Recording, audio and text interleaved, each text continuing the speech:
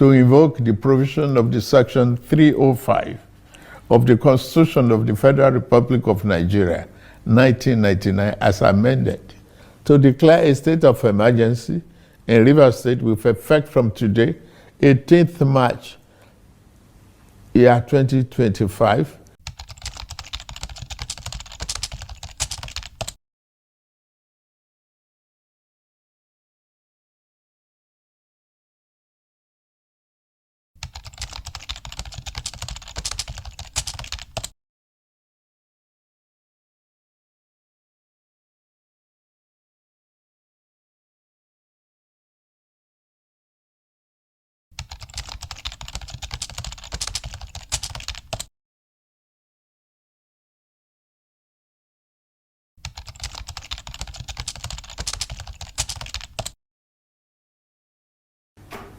fellow Nigerians, I feel greatly disturbed at the tone we have come to regarding the political crisis in Rivers State. Like many of you, I have watched with concern the development with hope that the parties involved will allow good sense to prevail at the soonest. But all that hope borne out without any solution to the crisis. With the crisis persisting, there's no way democratic governance, which we all fought and worked for over the years, can thrive in a way that will redound to the benefit of the good people of the state. The state has been at a standstill since the crisis started, with the good people of the state not being able to have access to the dividend of democracy. Also, it is public knowledge that the governor of Rivers State, for unjustifiable reasons, demolished the House of Assembly of the state as far back as 13th December 2023, and as up till now, 14 months after, now rebuilt the same. I have made personal interventions between the contending parties for a peaceful resolution of this crisis, but my efforts have been largely ignored by the parties to the crisis.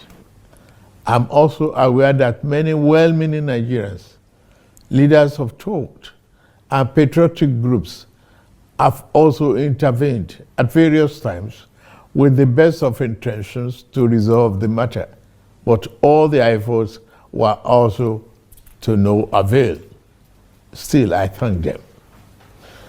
On February 28, 2025, the Supreme Court, in a judgment in respect to all about 8 consolidated appeals concerning the political crisis in Rivers State, based on several grave unconstitutional acts and the disregard of the rule of law that has been committed by the governor of Rivers State, as shown by the evidence before it, pronounced in very clear terms.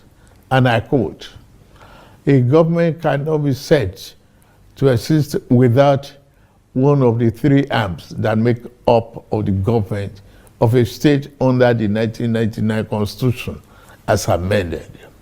In this case, the head of the executive arm of the government has chosen to collapse the legislature to enable him to govern without the legislature as a despot.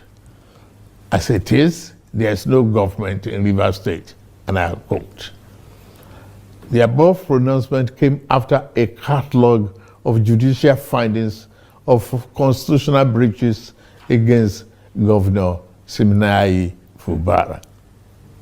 Going forward in their judgment, and having found and held that 27 members of the House who had allegedly deflected, and I quote, "are still valid members of Rivers State House of Assembly and cannot be prevented from participating in proceedings of that House by the 8th respondent, that is the governor, in cohort with 4 members," and unquote.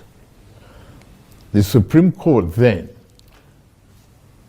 made some orders to restore the state to immediate constitutional democracy. These orders include the immediate passing of an appropriation bill by the Rivers State House of Assembly, which up to now has not been facilitated. Some militants had threatened fire and brimstone against their perceived enemies of the governor, who has up to now not disowned them. Apart from that, both the House and the governor have not been able to work together. Both of them do not realize that they are in office to work together for the peace and good governance of the state.